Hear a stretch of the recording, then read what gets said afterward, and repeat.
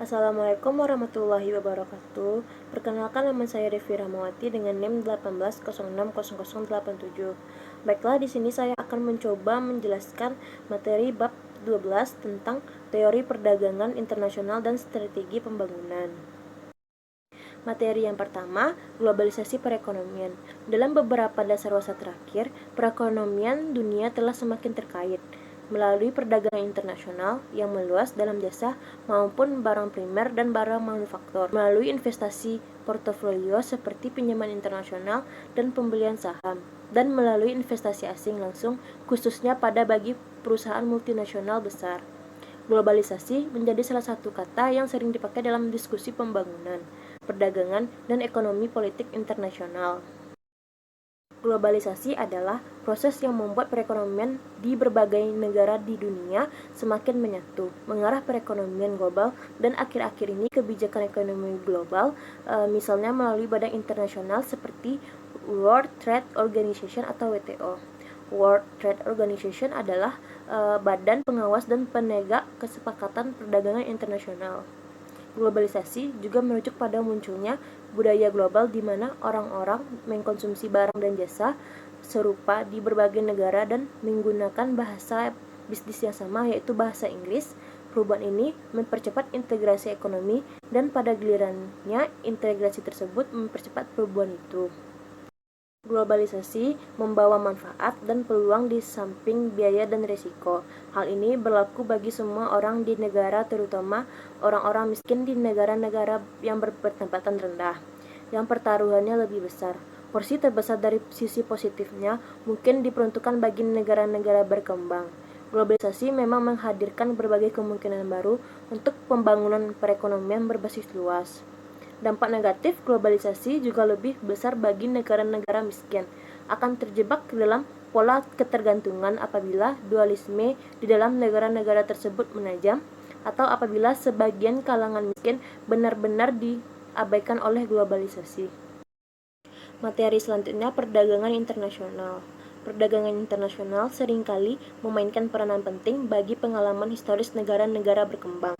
Dalam tahun-tahun belakangan ini, banyak perhatian pada isu perdagangan dan pembangunan telah difokuskan untuk memahami keberhasilan ekspor yang spektakuler dari Asia Timur. Pada saat bersamaan, di Sentoria Afrika, Timur Tengah, dan Amerika Latin, ekspor produk-produk primer biasanya mencakup porsi yang besar dari produk domestik bruto negara individu.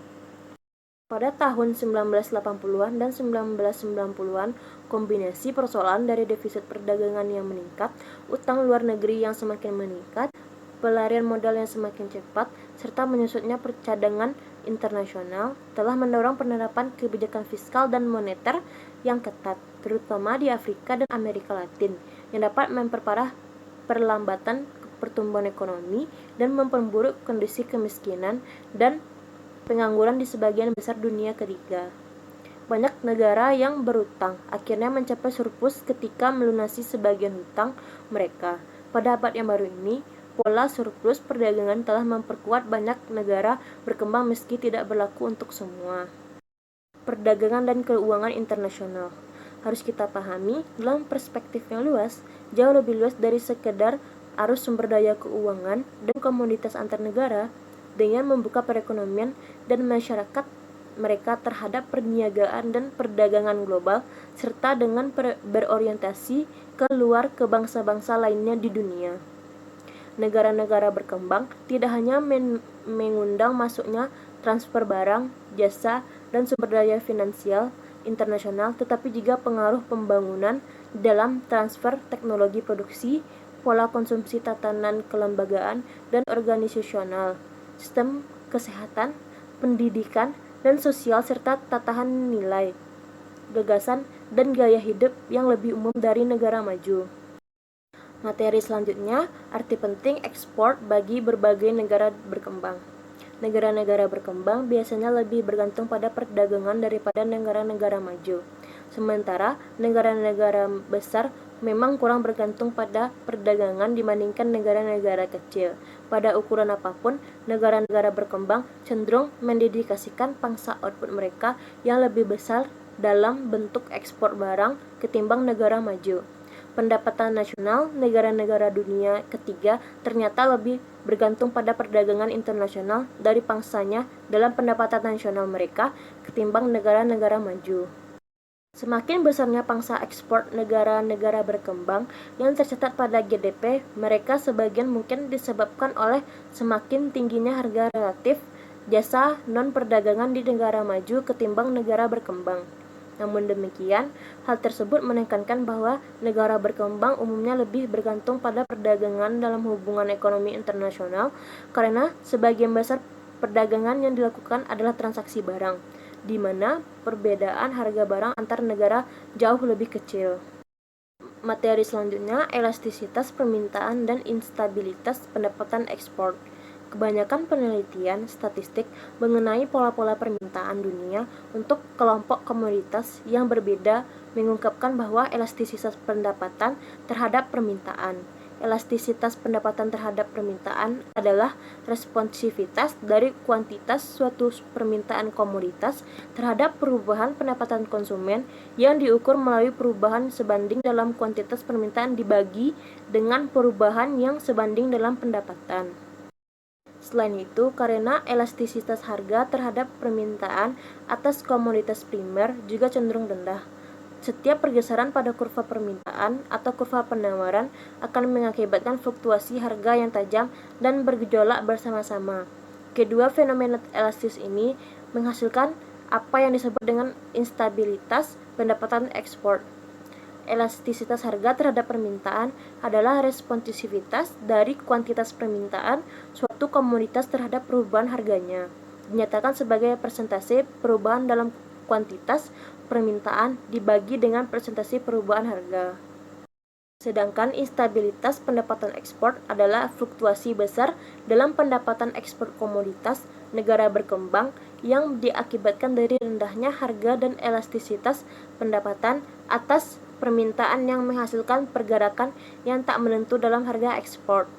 Meskipun seluruh perhatian dicurahkan pada ekspor barang, ekspor jasa, komersial mulai meningkat baik negara maju maupun negara berkembang.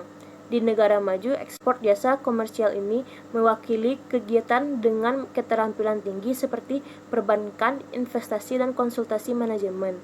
Sedangkan negara berkembang dalam bentuk jasa konstruksi dan kegiatan yang tidak terlalu membutuhkan keterampilan tinggi.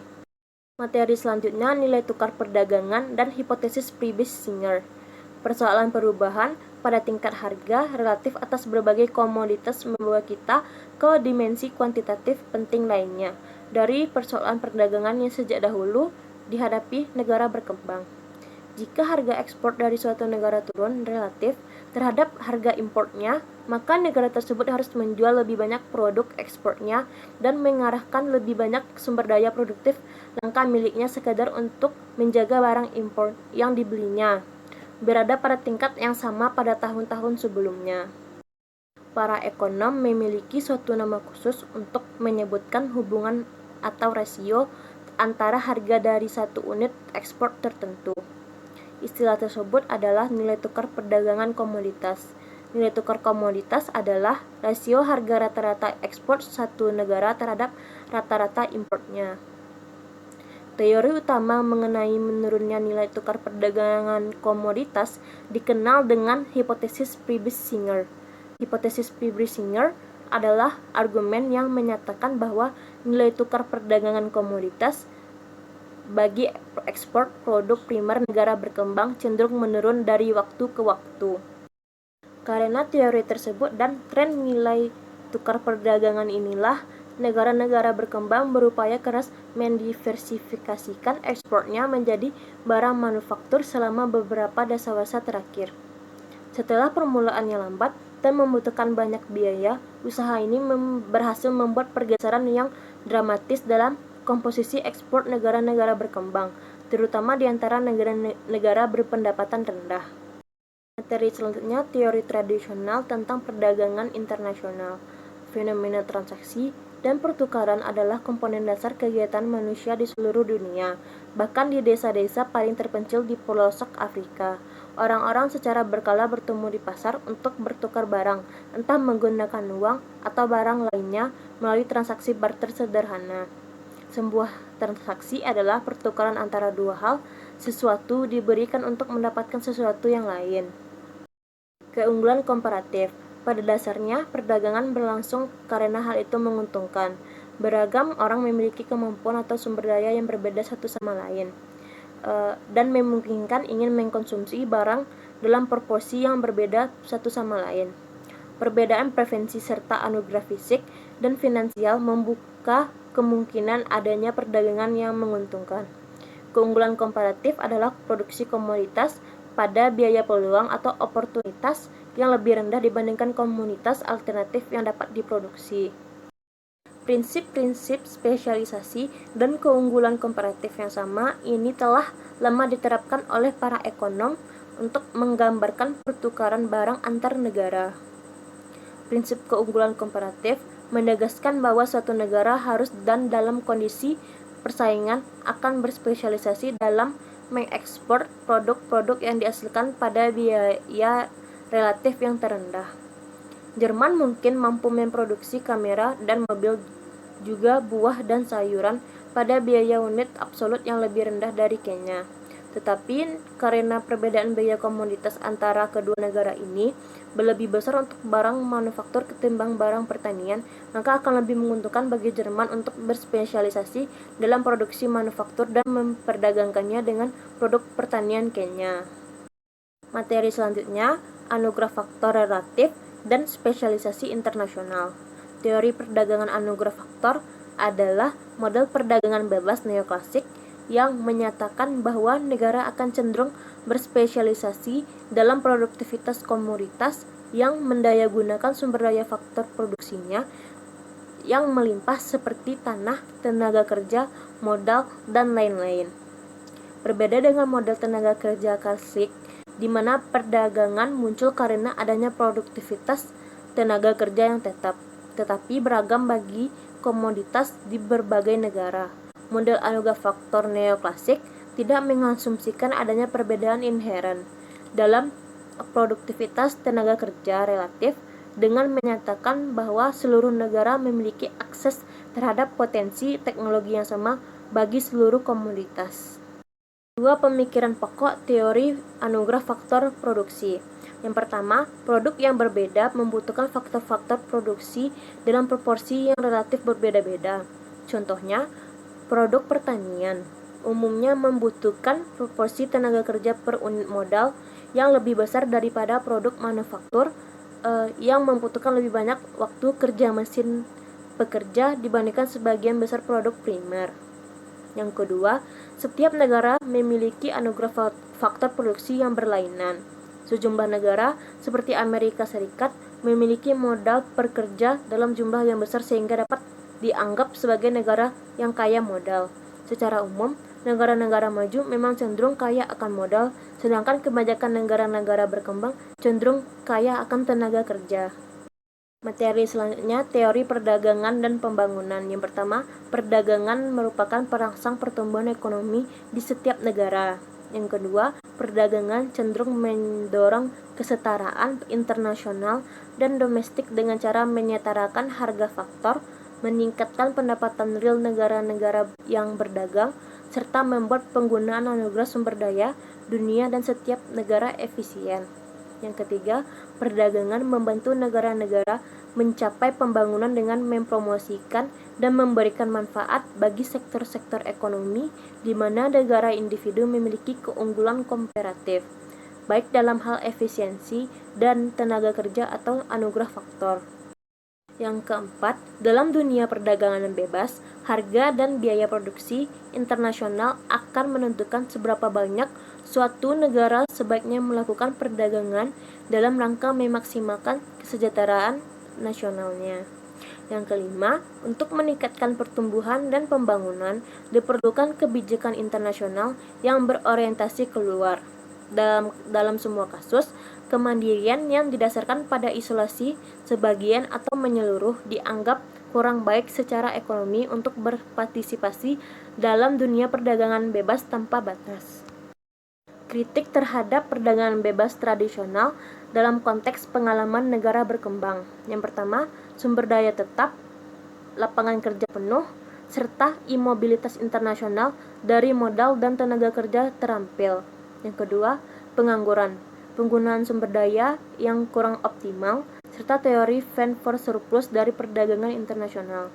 Teori Van for Surplus perdagangan internasional adalah anggapan bahwa pembukaan pasar dunia bagi negara berkembang melalui perdagangan internasional memungkinkan negara tersebut untuk menggunakan sumber daya tanah dan tenaga kerja yang sebelumnya kurang optimal menjadi lebih optimal sehingga dapat memproduksi lebih banyak output produk primer dan surplus dapat diekspor. Yang ketiga, teknologi yang bersifat tetap dan tersedia secara bebas serta kedaulatan konsumen. Yang keempat, tidak adanya kiprah pemerintah dalam hubungan perdagangan. Yang kelima, keuntungan perdagangan bagi penduduk suatu negara. Beberapa kesimpulan mengenai perdagangan dan strategi pembangunan ekonomi.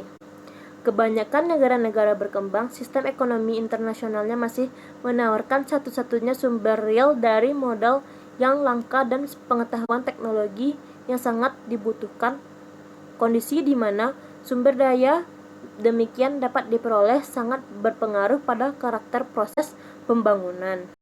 Materi selanjutnya, strategi perdagangan internasional bagi pembangunan promosi ekspor versus substitusi import. Cara tradisional dalam menangani persoalan kompleks mengenai kebijakan spesifik dalam konteks strategi yang lebih luas untuk berorientasi keluar atau ke dalam.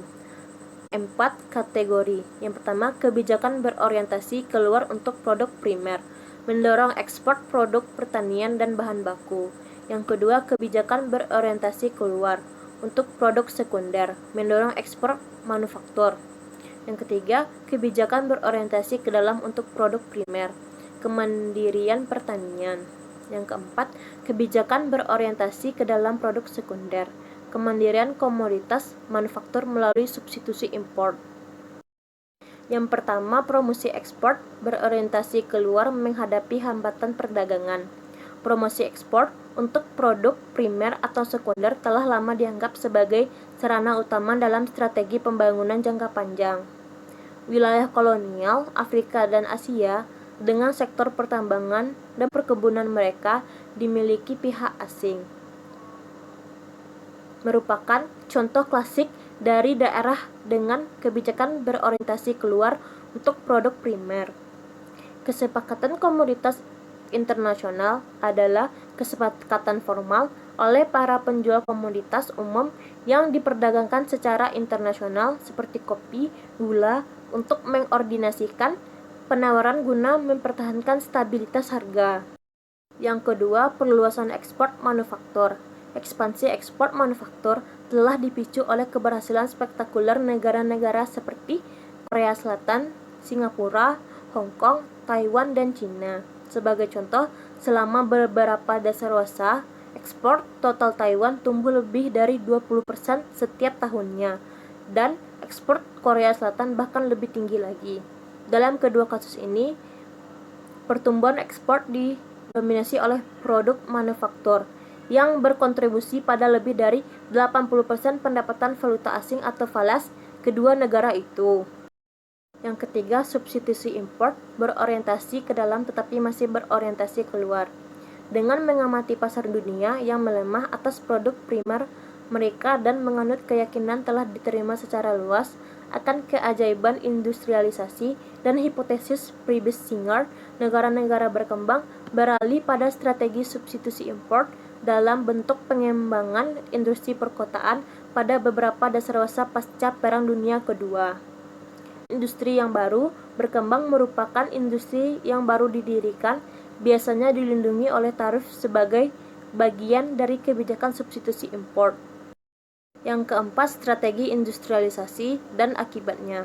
Sebagian besar pengamat meyakini bahwa strategi industrialisasi substitusi impor sebagian kurang berhasil.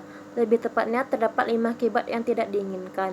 Yang pertama, karena merasa aman, berada di balik tembok perlindungan tarif, dan kabel dari tekanan persaingan luar, banyak industri, baik yang dimiliki pemerintah maupun swasta, malah menjadi inefisien dan berbiaya operasional tinggi. Yang kedua, penerimaan manfaat utama dari proses substitusi impor seringkali adalah perusahaan asing yang mampu beroperasi di bawah perlindungan tarif dan memetik manfaat dari pajak dan insentif investasi yang liberal. Yang ketiga, sebagian besar substitusi impor dimungkinkan dengan adanya impor barang modal dan produk menengah yang disubsidi pemerintah oleh perusahaan asing dan domestik. Yang keempat, dari strategi substitusi impor adalah dampaknya terhadap ekspor produk primer tradisional. Untuk mendorong sektor manufaktur lokal melalui impor barang, modal, dan produk menengah yang murah, nilai tukar resmi seringkali sengaja ditetapkan terlalu tinggi. Yang kelima, dari substitusi impor ini yang mungkin timbul dari gagasan yang mendorong pertumbuhan industri yang baru berkembang dan kemandirian dengan menciptakan keterkaitan ke depan dan ke belakang dalam perekonomian keseluruhan, seringkali menghambat industrialisasi sendiri. Yang kelima, nilai tukar valuta asing, pengendalian nilai tukar dan keputusan devaluasi. Nilai tukar resmi tidak sepenuhnya ditentukan pada atau mendekati harga equilibrium ekonomi dari pertukaran valuta asing, yakni tingkat di mana permintaan domestik atas suatu mata uang atau valuta asing seperti dolar akan sama dengan penawarannya tanpa ada regulasi atau interferensi dari pemerintah. Pengendalian nilai tukar adalah kebijakan pemerintah yang dirancang untuk membatasi arus keluar mata uang domestik dan mencegah memburuknya posisi neraca pembayaran dengan mengendalikan jumlah valuta asing yang dapat diperoleh oleh warga negara domestik. Defisit pembayaran kronis diakibatkan oleh aktivitas transaksi berjalan ekspor dan impor mungkin dapat diringankan oleh devaluasi mata uang. Mata uang suatu negara akan terdevaluasi ketika nilai tukar resmi di mana bank sentral negara tersebut bersedia menurunkan mata uang negaranya dengan valuta asing secara tiba-tiba. Devaluasi adalah penurunan nilai tukar resmi antara mata uang suatu negara dengan mata uang seluruh negara lainnya. Yang keenam, optimis dan pesimis perdagangan. Argumentasi pesimis perdagangan. Yang pertama, lambannya pertumbuhan permintaan atas barang ekspor tradisional mereka berarti ekspansi ekspor menghasilkan harga ekspor yang lebih rendah dan transfer pendapatan dari negara miskin ke negara kaya. Yang kedua, tanpa pembatasan impor, tingginya elastisitas permintaan negara berkembang terhadap impor bersama dengan rendahnya elastisitas bagi produk ekspor mereka berarti negara berkembang harus tumbuh secara lambat untuk menghindari krisis neraca pembayaran dan valuta asing kronis. Yang ketiga, negara berkembang memiliki keunggulan komparatif statis dalam produk primer yang berarti bahwa kebijakan perdagangan bebas untuk mendorong ekspor cenderung menghambat industrialisasi yang pada gilirannya merupakan saran utama dalam mengakumulasi kemampuan teknis dan kewirausahaan.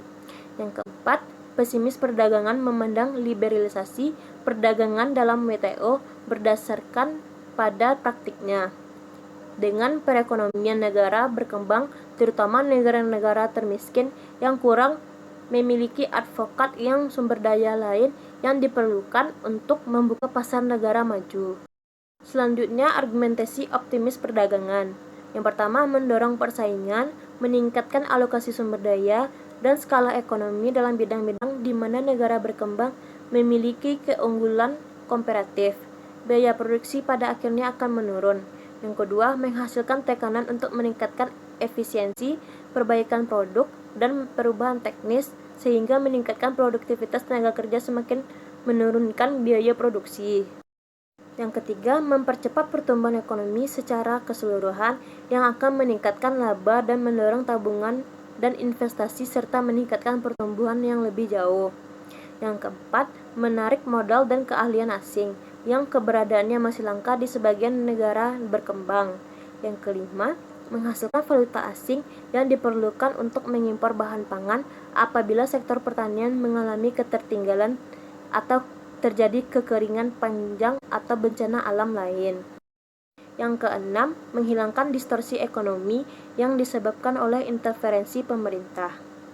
baik dalam pasar ekspor dan valuta asing, serta menggantikan alokasi pasar atas kegiatan korupsi dan perburuan rente yang biasanya berasal dari sektor pemerintahan yang terlampau aktif. Yang ketujuh, mendorong akses yang lebih setara atas sumber daya langka yang memperbaiki keseluruhan alokasi sumber daya. Yang kedelapan, memungkinkan negara berkembang untuk memetik manfaat penuh dari reformasi didorong oleh WTO. Materi selanjutnya, pendekatan strategi industrialisasi terhadap kebijakan ekspor. Pendekatan strategi industrialisasi adalah aliran pemikiran dalam perdagangan dan pembangunan yang menekankan pentingnya mengatasi kegagalan pasar melalui kebijakan pemerintah untuk mendorong transfer teknologi dan ekspor produk yang lebih canggih secara progresif. Pendekatan ini cenderung efektif apabila sektor publik dan swasta mampu bekerja sama secara konsisten, baik sejalan dengan tujuan bagi investor. Materi yang terakhir, integrasi ekonomi. Integrasi ekonomi adalah penyatuan ekonomi dan kebijakan ekonomi hingga taraf tertentu dari dua atau lebih negara dalam satu wilayah. Integrasi ekonomi terjadi ketika sejumlah negara dalam wilayah yang sama bergabung untuk membentuk Uni Ekonomi atau blok perdagangan regional dengan menciptakan hambatan tarif terhadap produk-produk dari negara non-anggota sembari membebaskan perdagangan antar anggota. Baiklah, hanya itu yang dapat saya sampaikan. Wabillahi taufiq wa hidayah. Wassalamualaikum warahmatullahi wabarakatuh.